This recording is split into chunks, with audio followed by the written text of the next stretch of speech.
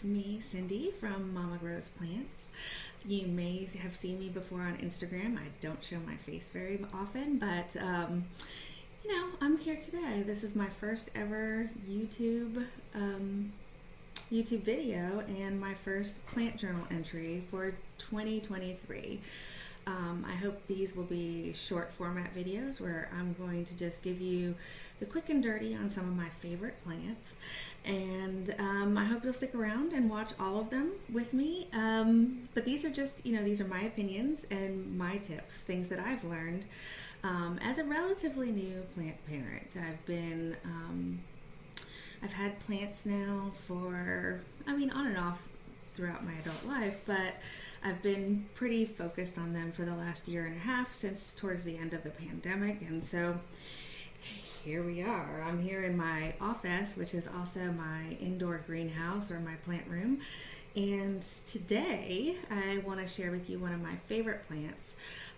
It is the Philodendron Melanochrysum. So if you're interested in hearing some more about this, please stick around and let's get into it. So this here is my Philodendron Melanochrysum. You can see I've got 6 leaves on here. I've chopped this one and propped it, so it just has been a really good grower for me. I imported this from Ecuador, and this was one of the imports that I received that was basically an instant success. It didn't lose any of its leaves, it didn't go into shock. It's just been a really great growing plant for me.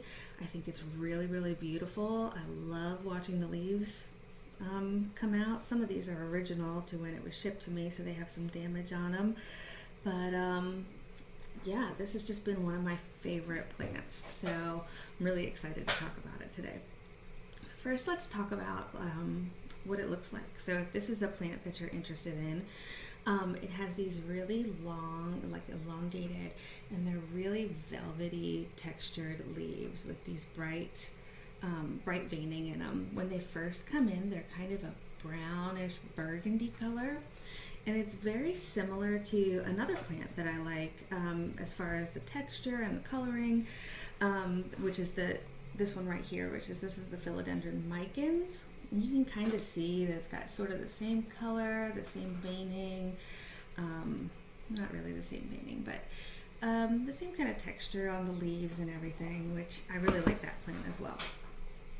So this plant likes to climb.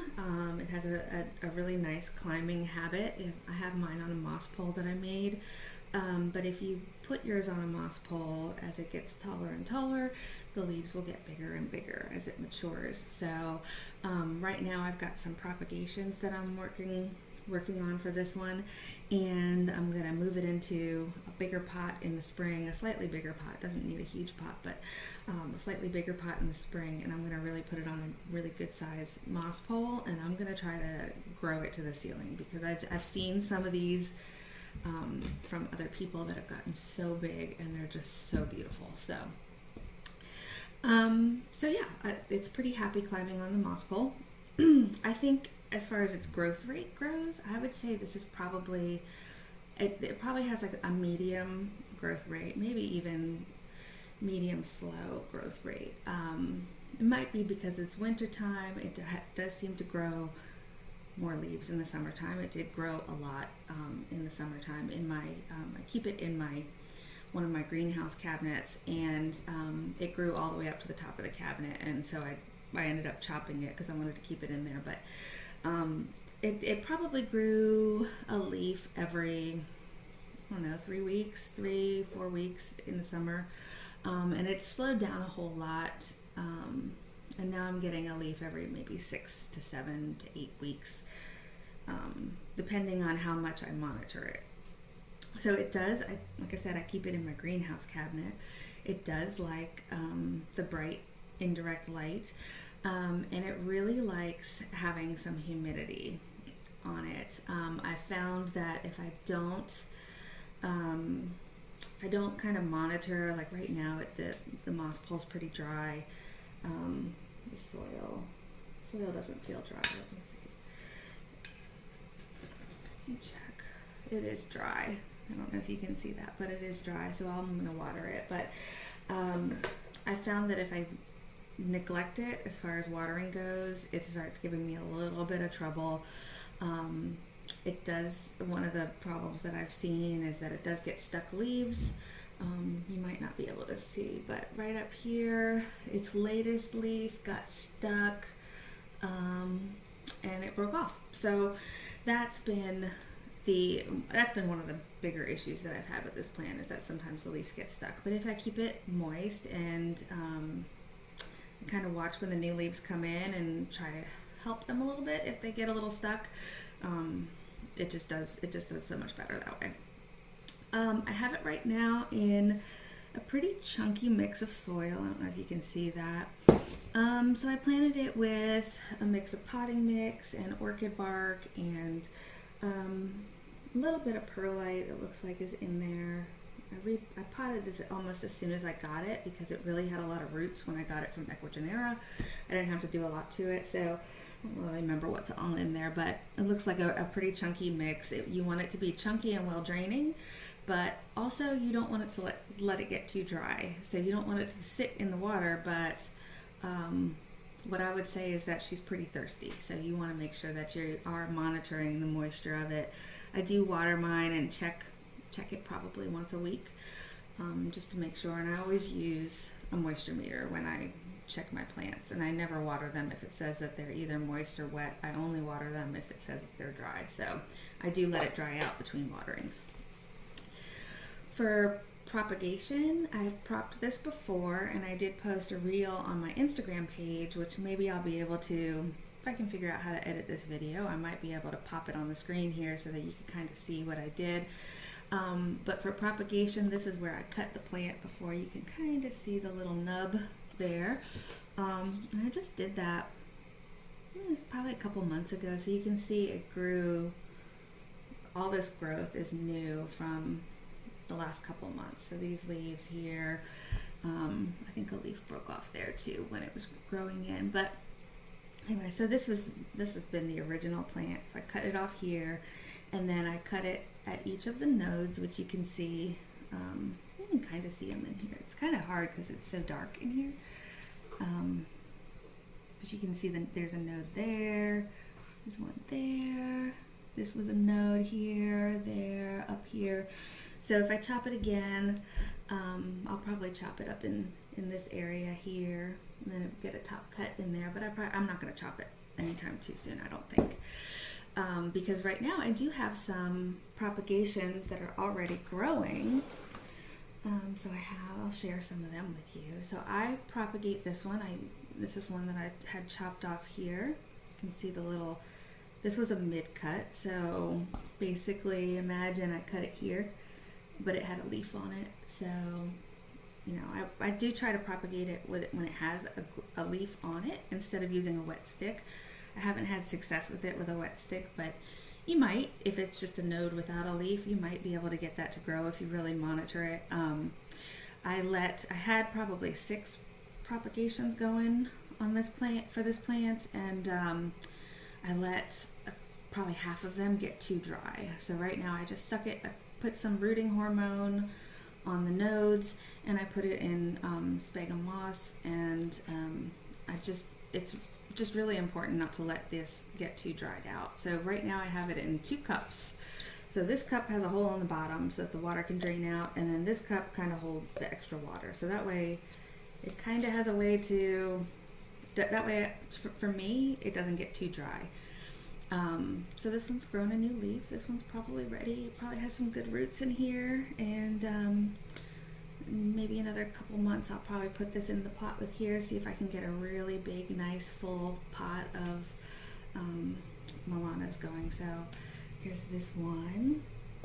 And then I had a couple smaller ones that I like I said, I let them dry out, and they dropped the leaf, the original leaf that I had kept with the node. And so I just kind of put I cut off the dead leaf, the leaf that died, and I put it in, basically I made my own humidity dome using these handy plastic cups. So you can't really tell, but I've got, I've got 3 cups. This is the 3-cup method here. So I've got this cup plus the drainage cup. So this one has the holes in it. This one has the drainage in it. And then this one I kind of put on top just to try to keep in the humidity. You can vent the top of this one. I do have a vent cut in the top of this one, a really small one. And this helps keep it from getting too dried out. And this one's growing pretty good. This didn't look so good when I put it in here. You can see it's nice and green. It's growing a leaf. We'll see how it does. So that's that one. And then this is another one that I let dry out. This is where the original leaf was. You can see it's all brown. It does have some new growth coming in on this one. I can see a leaf coming in there. It'll probably be a pretty small one. But yeah, so this one is in the 3 cups as well with the humidity dome on top, and it's nice and wet. So that's how I propagate it. So the only issues that I've had with this plant, I haven't had any pests on it. That's not to say that it wouldn't get just your normal pests. It probably would get the whole mess of them if it could. So, you know, I do keep it. I do check my plants pretty frequently for pests, and I do treat them probably once a month or once every 2 months with leaf spray. So this is my leaf spray, not a leaf spray that I buy. So this is a mix of, it's really gross looking, but it's a mix of neem oil and peppermint castile soap, a little bit of peppermint castile soap, water, and I also put a little tiny bit of rubbing alcohol in here.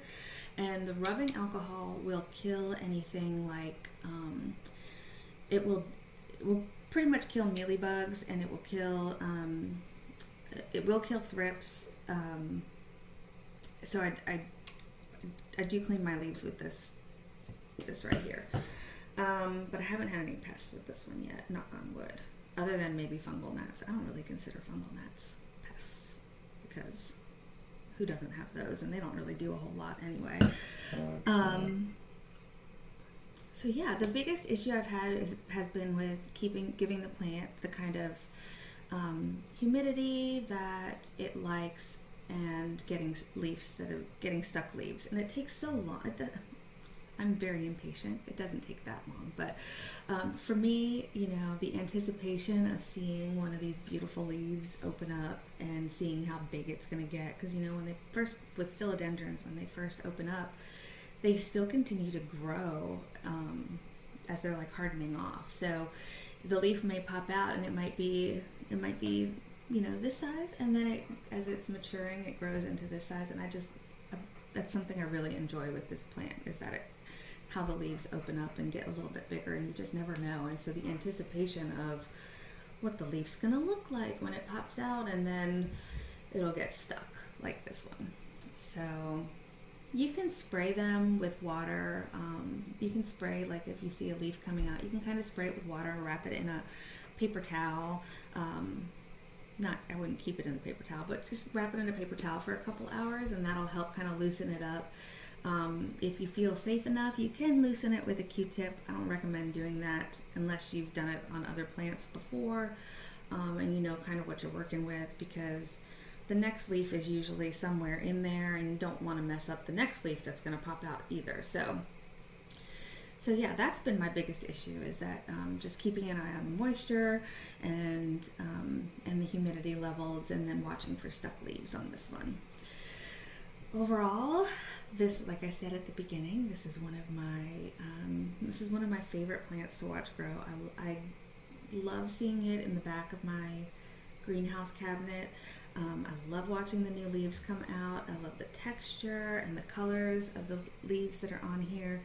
I think it's just really, really beautiful.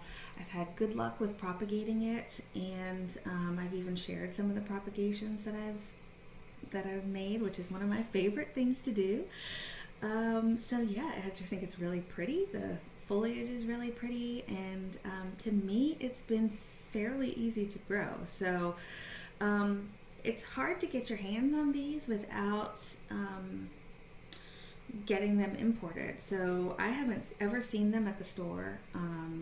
at any of the common places. That you might be able to get it at a specialty plant shop. But if you can get your hands on one of these, I would, because they are just, it's just stunning. It's just such a beautiful plant to have in your collection. So yeah, this is the end of my my little plant journal, my first ever one. Just wanted to share one of my favorite plants with you. If you like this sort of short journal format, please like the video. Tell me what you like about these plants. Do you have one in your collection? Is this something that's on your wish list? Please comment and let me know. I love seeing comments, and I'll definitely respond to all of them when you send them in. And then if you're interested in this kind of content, please subscribe, of course, and then follow me on Instagram as well. I post a lot on Instagram.